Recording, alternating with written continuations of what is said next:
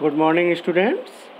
Today's session we will discuss about the chapter number 4 of chemistry, which is chemical bonding and molecular structure.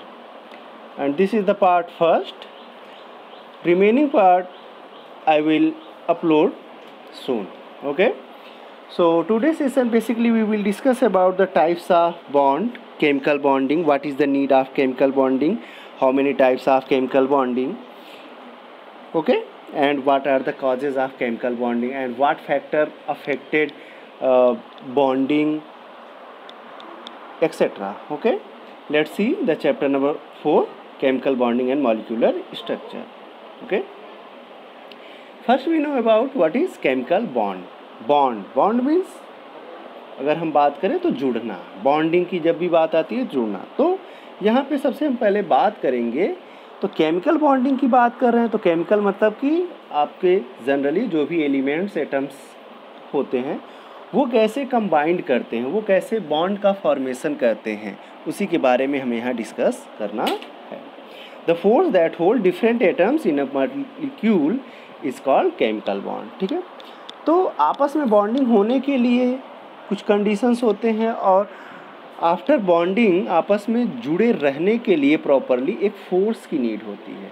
ठीक है, तो the force that hold different atoms in a molecule is called chemical bond. यानी वो force जो कि किसी भी molecule में डिफरेंट एटम्स को आपस में जोड़े रखता है, that is called chemical bond. ठीक है, तो इन प्रीवियस क्लासेस हम लोग डिस्कस कर चुके हैं कि क्यों केमिकल बॉन्डिंग की नीड होती है. It's all about octet rule. Octet rule के कारण ऐसा होता है. ठीक है, ऑक्टेट रूल कहाँ से आया और उसकी इम्पोर्टेंस क्या है उसके बारे में भी हम डिस्कस करेंगे. ठीक है, atoms of different element take part in chemical combination in order to complete their octet और to obtain the noble gas configuration. ये जो ऑक्टेट रूल का कॉन्सेप्ट आया है ये बेस्ड है टोटली नोबल गैसेस पर. Noble gases we know very well about noble gases, helium, neon, argon, krypton, xenon, radon. ठीक है, तो ये ऐसे गैसेस हैं. Noble gases are also known as inert gases. Inert gases भी कहते हैं, नोबल गैसेस भी हम इन्हें कहते हैं. क्यों ऐसा कहते हैं? क्योंकि ये किसी के साथ रिएक्ट नहीं करते. क्यों नहीं रिएक्ट करते हैं? क्योंकि इनका जो कॉन्फ़िगरेशन होता है, इलेक्ट्रॉनिक कॉन्फ़िगरेशन, वो स्टेबल माना जाता है.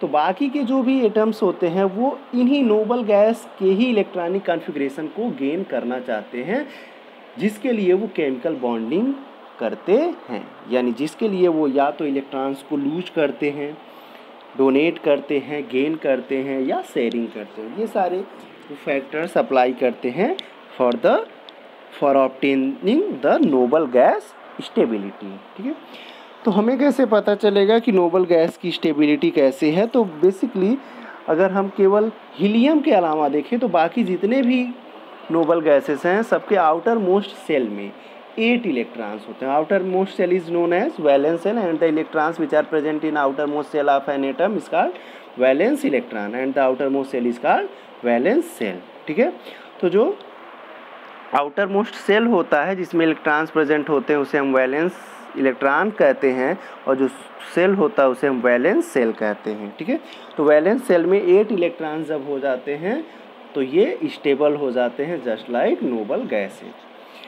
तो आप सोचे होंगे कि हमने तो कहा कि हीलियम को छोड़ करके, लेकिन हीलियम के आउटर मोस्ट में 8 इलेक्ट्रॉन्स नहीं होते हैं, फिर भी वो स्टेबल होता है नोबल गैस की कैटेगरी में, क्योंकि हीलियम के पास ओनली 1 सेल में ही इलेक्ट्रॉन्स होते हैं और फर्स्ट सेल की कैपेबिलिटी ही होती है 2 इलेक्ट्रॉन्स की. तो हीलियम के फर्स्ट सेल के सेल में 2 इलेक्ट्रॉन्स होते हैं जिसके कारण वो स्टेबल होता है. ओके, सो अगर आपसे पूछा जाए what is the need of chemical bonding तो आप बताएंगे for obtaining noble gas electronic configuration. ठीक है, तो इसमें मेटल्स बेसिकली इलेक्ट्रॉन्स डोनेट करते हैं और नॉन मेटल्स इलेक्ट्रॉन गेन करते हैं या फिर शेयर करते हैं. Okay, facts stated by Kossel in relation to chemical bonding. Kossel scientist थे एक, उन्होंने कुछ फैक्टर्स बताए हैं केमिकल बॉन्डिंग के बारे में, उसको हम जानेंगे.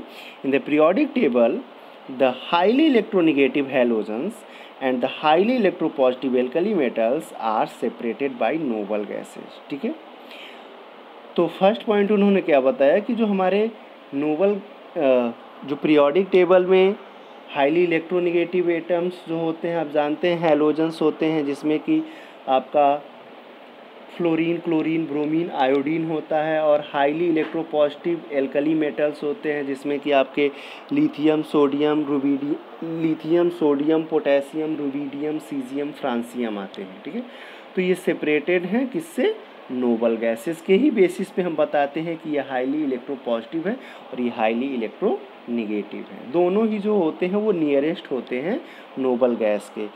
जो एल्कली मेटल्स होते हैं वो नोबल गैस के जस्ट बाद होते हैं, जिससे के कारण वो इलेक्ट्रॉन्स को लूज करके नोबल गैस की स्टेबिलिटी गेन करते हैं।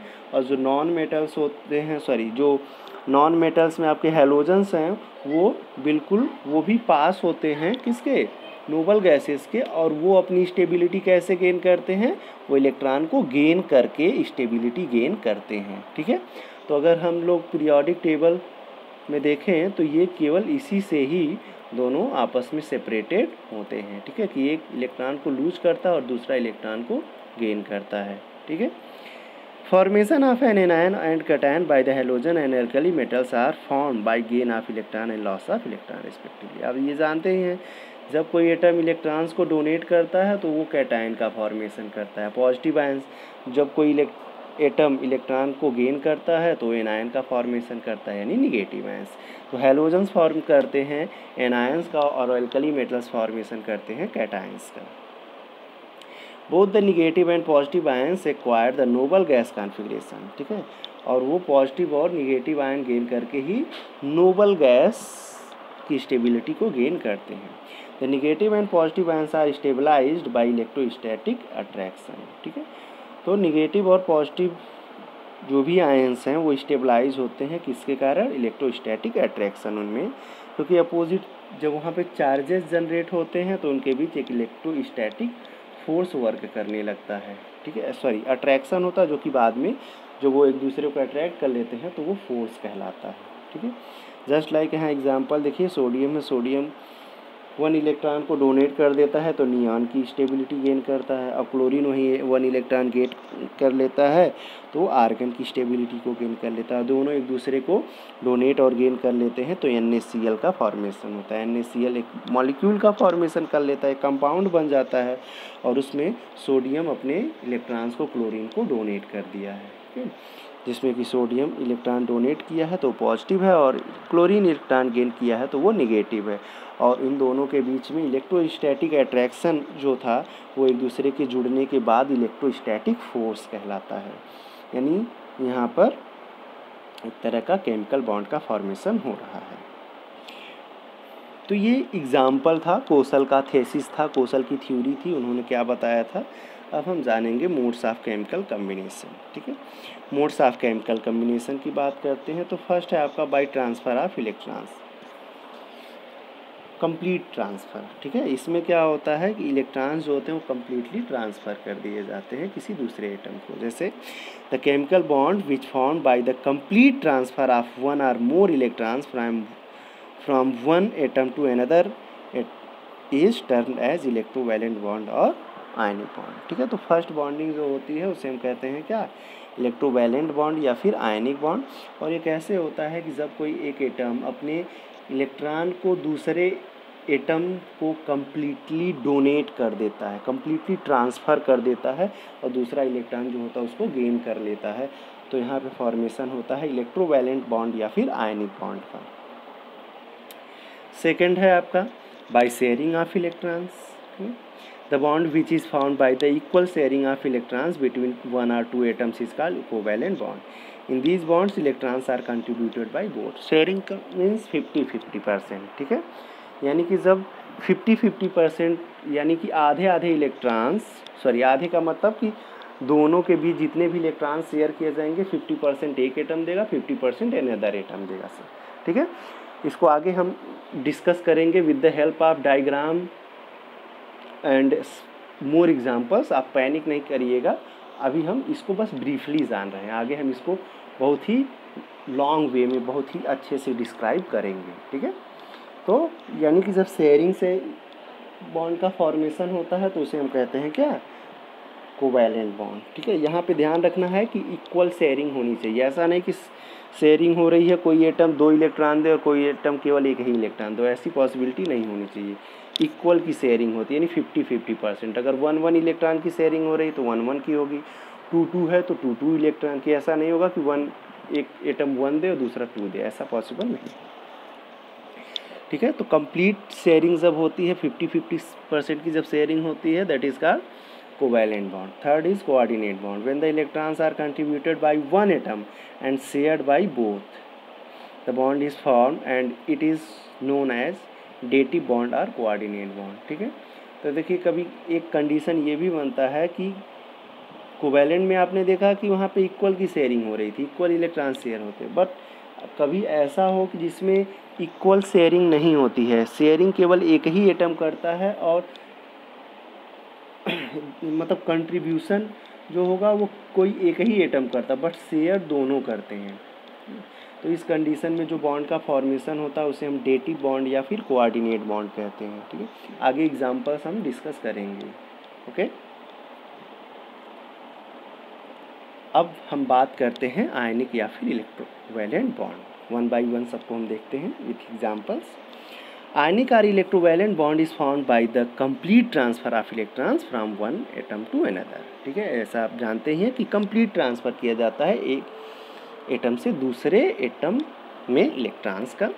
Generally it is found between metal and non metal. Obvious है, क्योंकि जो डोनेट करेगा वो मेटल होगा, जो गेन करेगा वो नॉन मेटल होगा, क्योंकि किसी भी केस में नॉन मेटल तो डोनेट करेगा नहीं, तो वहाँ पे पॉसिबिलिटी ही नहीं होगी कि नॉन मेटल्स के बीच में हो। तो यहाँ पे हमेशा अपोजिट होते हैं, एक मेटल होगा और एक नॉन मेटल होगा, जिसमें कि मेटल डोनेट करेगा और मेटल इलेक्ट्रॉन गेन करेगा। We can say that it is the electrostatic force of attraction which hold the oppositively charged ions together। ठीक है, तो आप बता सकते हैं कि इनके बीच एक इलेक्ट्रोस्टैटिक फोर्स वर्क करता है जो कि अपोजिट चार्जेस प्रेजेंट होने के कारण होता है, जो कि एक दूसरे को बॉन्डिंग में इन्वॉल्व किए रहता है। The compounds which is found by ionic और electrovalent bond is known as electrovalent compound. ठीक है, ऐसा कोई भी कंपाउंड जो कि आयनिक बॉन्ड या फिर इलेक्ट्रोवैलेंट बॉन्ड से बना हो उसे हम कहेंगे electrovalent compound. Let's see some examples. NaCl। NaCl is an electrovalent compound, formation of NaCl is given below। तो यहाँ पे आप देखिए, तो डॉट से हम यहाँ पे इलेक्ट्रॉन्स को रिप्रेजेंट करते हैं। Na देखिए सोडियम का एटॉमिक नंबर 11 है। इलेक्ट्रॉनिक कॉन्फ़िगरेशन करेंगे 281, वैलेंस इलेक्ट्रॉन 1 है, तो valence electrons are those electrons which have tendency to share or donate transfer everything. ठीक है, और we can say that valence electrons are participated in chemical bonding. ठीक है, तो वैलेंस इलेक्ट्रॉन ही केवल पार्टिसिपेट करते हैं केमिकल बॉन्डिंग में, और वैलेंस इलेक्ट्रॉन क्या होते हैं, जो आउटर मोस्ट सेल में प्रेजेंट इलेक्ट्रॉन होते हैं। तो यहाँ पे सोडियम का वैलेंस इलेक्ट्रॉन 1 है, क्लोरीन का वैलेंस इलेक्ट्रॉन 7 है। सोडियम के पास 1 एक्स्ट्रा है और क्लोरीन को 1 की नीड है। सोडियम अपने 1 इलेक्ट्रॉन को डोनेट कर देता है क्लोरीन को, तो सोडियम पर आ जाता है Na प्लस, तो उसका इलेक्ट्रॉनिक कॉन्फ़िगरेशन क्या हो जाएगा 28, जो कि नोबल गैस का हो जाएगा, और क्लोरीन का हो जाएगा, क्लोरीन पे निगेटिव चार्ज आ जाएगा क्योंकि 1 इलेक्ट्रॉन वो गेन कर रहा है, तो 288 हो जाएगा, जो कि आर्गन का नोबल गैस की स्टेबल आ जाएगा, और दोनों आपस में जोड़ करके फॉर्मेशन कर लेंगे NaCl का। ठीक है, तो Na plus ion has the configuration of the neon, while Cl minus ion represent the configuration of argon, दोनों स्टेबल हो जाते हैं। Okay, formation of magnesium oxide from magnesium and oxygen, just like उसी तरह से देखिए मैग्नीशियम ऑक्साइड, मैग्नीशियम 282, इसके पास 2 electron extra हैं, और ऑक्सीजन का देखें तो 26, इसको 2 की नीड है, तो मैग्नीशियम अपने दोनों इलेक्ट्रॉन्स डोनेट कर देता है ऑक्सीजन को, तो 1 इलेक्ट्रॉन डोनेट करता है तो 1 पॉजिटिव चार्ज, 2 इलेक्ट्रॉन डोनेट करेगा तो 2 पॉजिटिव चार्ज, तो मैग्नीशियम पर आ जाते हैं 2 पॉजिटिव चार्ज और ऑक्सीजन पे 2 निगेटिव चार्ज, और ये फॉर्मेशन कर लेंगे MgO। Okay, let's see electrovalency. Electrovalency is the number of electrons lost और gain during the formation of an ionic bond और इलेक्ट्रोवैलेंट बॉन्ड। ठीक है, तो इलेक्ट्रोवैलेंसी क्या होती है? जो कि इलेक्ट्रॉन गेन या डोनेट किए जाते हैं ड्यूरिंग द इलेक्ट्रोवैलेंट बॉन्ड। तो यहाँ पे अगर हम MgO में इलेक्ट्रोवैलेंसी पूछें तो क्या होगा? 2 होगा। NaCl में इलेक्ट्रोवैलेंसी पूछें तो क्या होगा? 1 होगा, क्योंकि वहाँ 1 इलेक्ट्रॉन शेयर डोनेट किया गया था और यहाँ 2 इलेक्ट्रॉन डोनेट किया गया था। Factors affecting the formation of ionic bond. कौन कौन से फैक्टर्स होते हैं जो कि आयनिक बॉन्ड को अफेक्ट करते हैं? फर्स्ट है आपका ionization enthalpy. In previous chapter हम लोग डिस्कस कर चुके हैं about the ionization enthalpy. As we know that the ionization enthalpy of any element is the amount of energy required to remove an electron from outermost shell of an isolated gaseous atom to convert it into cation। ठीक है, तो simply अगर हम simple language में बात करें तो ionization enthalpy क्या है? Is a type of energy. ये एक तरह की एनर्जी है जो कि हमें नीड होती है किसी भी एटम के, गैसियस आइसोलेटेड एटम के आउटर मोस्ट सेल से इलेक्ट्रॉन को निकालने के लिए। ओके, इलेक्ट्रॉन निकल जाते हैं तो वो फॉर्मेशन कर लेता है कैटायन का। Hence lesser the ionization enthalpy easier will be the formation of a cation and have the greater chance to form an ionic bond. आप जानते हैं अगर आयनाइजेशन एंथैल्पी कम होगी यानी आसानी से इलेक्ट्रॉन्स निकलेंगे तो वहाँ पे आयनिक बॉन्ड फॉर्म करने के चांसेस भी ज़्यादा हो जाते हैं। Due to this reason alkali metals have more tendency to form an ionic bond. क्योंकि एल्कली मेटल्स जो होते हैं उनकी इलेक्ट्रॉन आयनाइजेशन एंथैल्पी सबसे कम होती है, इस वजह से उनके पास सबसे अधिक टेंडेंसी है फॉर्मेशन करने की आयनिक बॉन्ड की। फॉर एग्जांपल जैसे एक देखिए तो यहाँ पे Na in the formation of Na ionization enthalpy 496 kilo joule per mole. ठीक है, while in case of magnesium it is 743 kilo joule mole. तो जो अभी प्रीवियस हम लोगों ने एग्जांपल देखा उसमें NaCl जो बना होगा वो बहुत ही आसानी से बना होगा, वहीं MgO जो बना होगा वो काफ़ी उसके कंपैरिजन में डिफ़िकल्टी से बना होगा। That's why the formation of positive ion of sodium is easier than that of the magnesium. Okay. Therefore, we can conclude that lower the ionization enthalpy, greater the chance of the ionic bond formation. Ionization enthalpy lower होगी, कम होगी तो अधिक chances होते हैं ionic bond formation के लिए। Okay, next है electron gain enthalpy. Electron affinity भी हम इसे कहते हैं। ठीक है, ये भी प्रीवियस चैप्टर में डिस्कस हो चुका है। It is defined as the energy released when an isolated gaseous atom takes up an electron to form anion. Anion का जब फॉर्मेशन होता है, इलेक्ट्रॉन को रिमूव करने के लिए हमें एनर्जी देनी होती है और इलेक्ट्रॉन को गेन करने के लिए एनर्जी रिलीज़ करनी पड़ती है। ठीक है, तो जो एनर्जी रिलीज़ करनी पड़ती है that is called electron gain enthalpy. Greater the negative electron gain enthalpy easier will be the formation of anion. ठीक है, यानी कि निगेटिव में जितना अधिक होगा इलेक्ट्रॉन गेन एंथैल्पी उतना ही ईजी होता है एन आयन का फॉर्मेशन होने में। Consequently the probability of formation of the ionic bond increases. ठीक है, यानी कि आप जानते हैं निगेटिव में जितना ही अधिक होगा उसकी वैल्यू उतनी ही कम हो जाती है। तो यहाँ पे निगेटिव में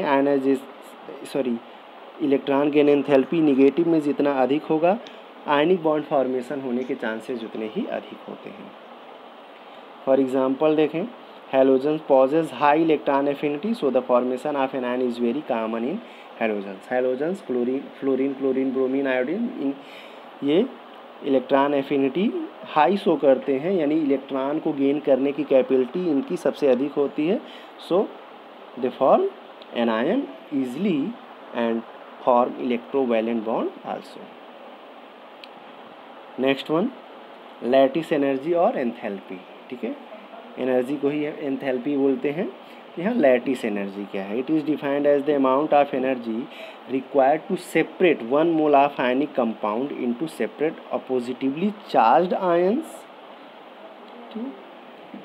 तो देखिए यहाँ पे जो आपका लैटिस एनर्जी या फिर लैटिस एंथैल्पी है, ये टर्म कहाँ से आया है? जनरली जो इलेक्ट्रोवैलेंट कंपाउंड्स होते हैं, आयनिक कंपाउंड्स होते हैं, वो सॉलिड स्टेट में होते हैं और जनरली वो क्रिस्टलाइन सॉलिड का फॉर्मेशन करते हैं। तो उनके 1 मोल को सेपरेट करने के लिए, किसी भी आयनिक कंपाउंड के 1 मोल को सेपरेट करने के लिए जो एनर्जी नीड होती है, या फिर कह सकते हैं 1 मोल आयनिक कंपाउंड को ब्रेक करने के लिए जो एनर्जी की नीड होती है, that is called lattice energy और लैटिस एंथैल्पी। ठीक है, अब लैटिस एंथैल्पी कैसे अफेक्ट करता है उसको आप जानेंगे।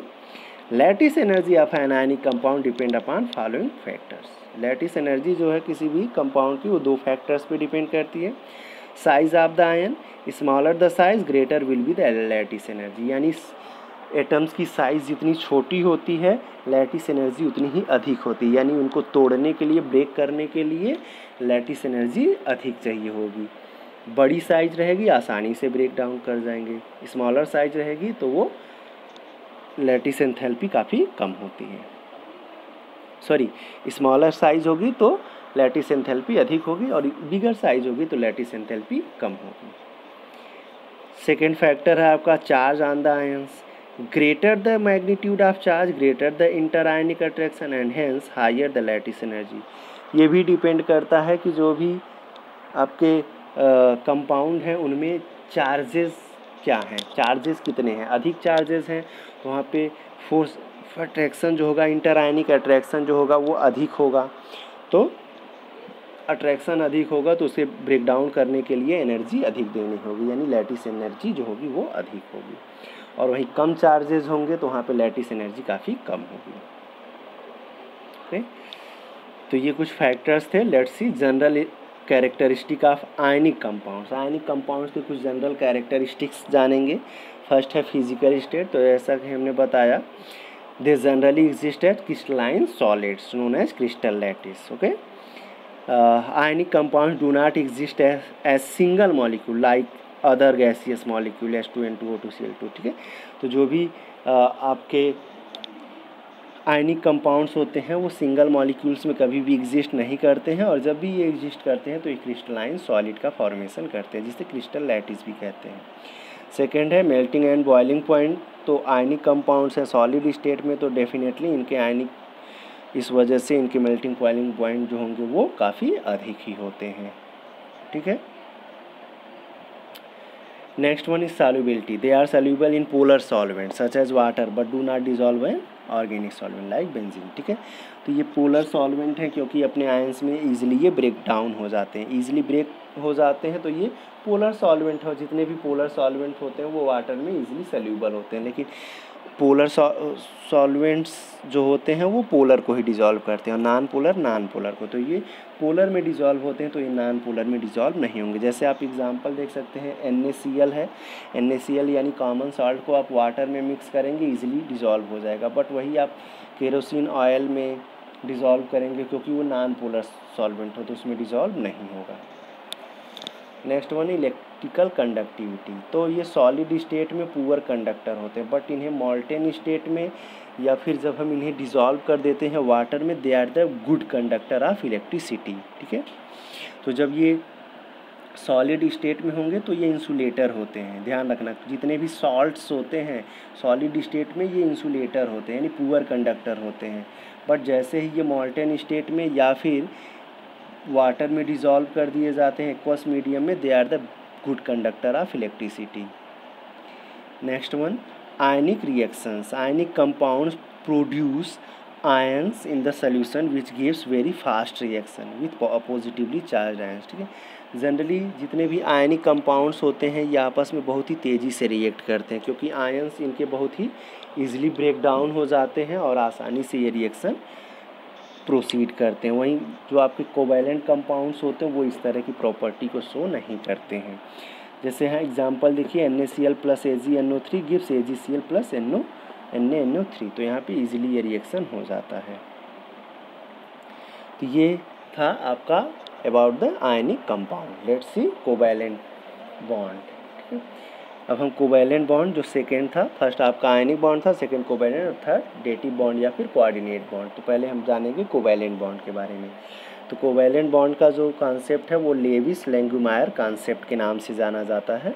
ठीक है, इसको लेविस ने ही स्पेशली बताया था। When the bond is formed between two or more atoms by mutual contribution and sharing of electron, it is known as covalent bond. ठीक है, तो यहाँ पे देखिए जो कोवैलेंट बॉन्ड का फॉर्मेशन होता है वो जनरली म्यूचुअल शेयरिंग से होता है, यानी कि 50-50% की दोनों एटम्स आपस में शेयरिंग कर लेते हैं तभी फॉर्मेशन होता है। If the combining atoms are same the covalent molecule is known as homoatomic. ठीक है, अगर दोनों ही एटम्स सेम होते हैं, जो भी दोनों कंबाइन कर रहे हैं एटम्स अगर दोनों सेम होते हैं तो उसे होमोएटॉमिक, होमो का मतलब ही होता है सेम।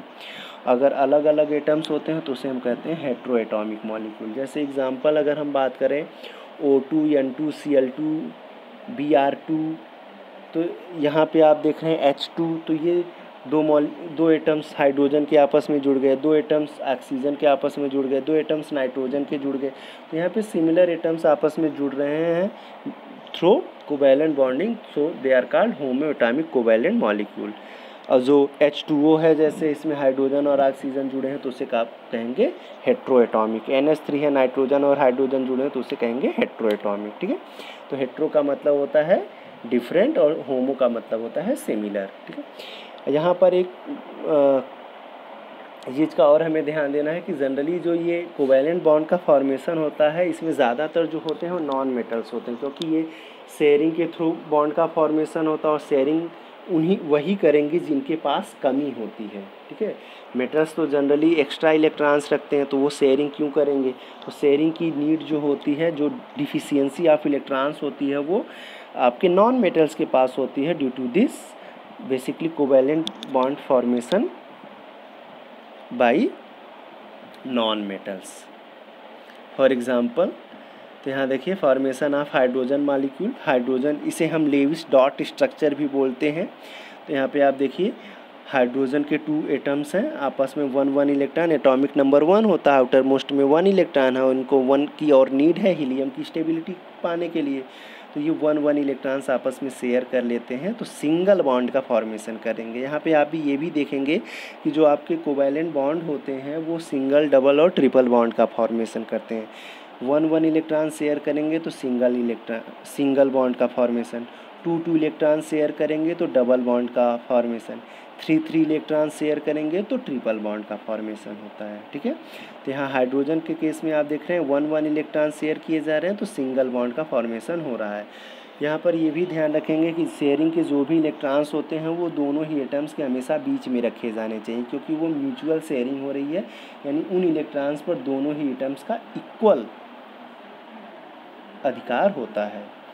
ऑक्सीजन में देखिए तो ऑक्सीजन के पास आउटर मोस्ट में 6 इलेक्ट्रॉन है, 2 की नीड है, तो दोनों आपस में 2 इलेक्ट्रॉन्स की शेयरिंग कर लेते हैं। आप सर्कल में काउंट करिए तो एक सर्कल में 8 इलेक्ट्रॉन्स आ रहे हैं और 4 इलेक्ट्रॉन्स जो हैं वो दोनों में कॉमन हैं, दोनों में कॉमन है, इसका मतलब वो शेयरिंग के इलेक्ट्रॉन्स हैं, तो उन्हें हम बॉन्ड से रिप्रेजेंट करते हैं। तो 2 इलेक्ट्रॉन्स के कारण यहाँ पे डबल बॉन्ड रिप्रेजेंट किया गया है। लेट्स सी H2O, तो H2O में देखिए ऑक्सीजन को 2 की नीड है और हाइड्रोजन को 1 की नीड होती है। तो यहाँ पे ऑक्सीजन को 2 शेयर करना है और एक हाइड्रोजन केवल एक ही शेयर कर सकता है, तो यहाँ पे नीड होती है 2 हाइड्रोजन की। तो दोनों हाइड्रोजन 1 इलेक्ट्रॉन्स की शेयरिंग कर लेते हैं और ऑक्सीजन 1 की कर लेता है, तो दोनों तरफ से सिंगल बॉन्ड का फॉर्मेशन हो जाता है। ध्यान रखेंगे इस तरह के जब भी स्ट्रक्चर आप बनाएं तो जिसकी वैलेंसी मैक्सिमम होती है उसको हमेशा बीच में रखें और मिनिमम वैलेंसी वालों को उनके साइड में रखा जाता है, स्पेशली हाइड्रोजन को सबसे लास्ट में रखा जाता है। सेकंड देखिए तो NH3 है, नाइट्रोजन को 3 की नीड होती है क्योंकि आउटर मोस्ट में 5 इलेक्ट्रॉन्स हैं, तो यहाँ 3 हाइड्रोजन के साथ वो शेयरिंग करता है और अमोनिया NH3 का फॉर्मेशन कर लेता है। नेक्स्ट है Lewis representation of simple molecules या फिर लेविस स्ट्रक्चर, इसके बारे में हम कुछ जानेंगे कैसे हम लोग रिप्रेजेंट करते हैं। ये तो कुछ एग्जांपल्स थे, इसके रूल्स क्या हैं वो हमें पता होने चाहिए। The Lewis dot structure can be written through the following steps. कैसे लिखना है आपको, देखिए calculate the total number of valence electron of the combining atom. सबसे पहले हमें पता होना चाहिए कि कंबाइनिंग एटम जो है उसके कितने वैलेंस इलेक्ट्रॉन हैं, पहले उन्हें हम कैलकुलेट कर लेते हैं। Each anion means addition of 1 electron and each cation means removal of 1 electron. ठीक है, तो यहाँ पे जो कैटायंस होते हैं वो इलेक्ट्रॉन रिमूव करते हैं और जो एनायन होते हैं इलेक्ट्रॉन गेन करते हैं। This gives the total number of electron to be distributed. इसी के अकॉर्डिंग हम इलेक्ट्रॉन्स को डिस्ट्रीब्यूट करते हैं। और हमेशा ये भी ध्यान रखना है कि केवल वैलेंस इलेक्ट्रॉन्स को ही कंबाइनिंग एटम के साथ रिप्रेजेंट किया जाता है, रिमेनिंग इलेक्ट्रॉन्स को रिप्रेजेंट नहीं किया जाता है। Bye knowing the chemical symbols of the combining atoms, ये भी बहुत इंपॉर्टेंट है कि जो भी कंबाइनिंग एटम है उसका सिंबल हमें पता होना चाहिए। वैसा नहीं है कि हाइड्रोजन को पूरा HYDROGEN हाइड्रोजन पूरा लिख दीजिए, नहीं, उसका सिंबल आपको पता होना चाहिए कि H से हम रिप्रेजेंट करते हैं हाइड्रोजन को, हीलियम को He से रिप्रेजेंट करते हैं, सोडियम को Na से रिप्रेजेंट, ये नहीं कि आप पूरा उसका नाम ही लिख देंगे। After placing shared pair of electrons for single bond, the remaining electrons में count for either multiple bond और एज लोन पेयर। ठीक है, तो इलेक्ट्रॉन्स शेयर करने के बाद रिमेनिंग जो भी इलेक्ट्रॉन्स होते हैं उनको आप काउंट कर लेंगे कि बाकी के जो इलेक्ट्रॉन्स हैं वो लोन पेयर के फॉर्म में हैं या फिर मल्टीपल बॉन्ड का फॉर्मेशन वहाँ हो रहा है। यानी ओवरऑल कंबाइन होने के बाद उनके पास total 8 electrons each atom, 8 electron contain each atom, सभी जो भी एटम होगा उसके साथ 8 एटम आने चाहिए एक्सेप्ट हाइड्रोजन। ठीक है, it is to be noted that octet of each atom should be completed. यही आपको ध्यान रखना है कि सभी एटम्स के ऑक्टेट कंप्लीट हो रहे हैं या नहीं। जो हीलियम के आसपास होते हैं वो अपना डुप्लेट कंप्लीट करते हैं, यानी उनके आउटर मोस्ट में 2 इलेक्ट्रॉन्स होते हैं, बाकी सबके ऑक्टेट यानी कि 8 इलेक्ट्रॉन्स होने चाहिए।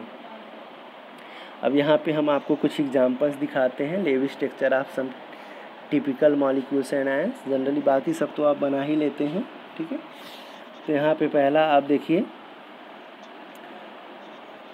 मॉलिक्यूल है आपका कार्बन मोनोऑक्साइड।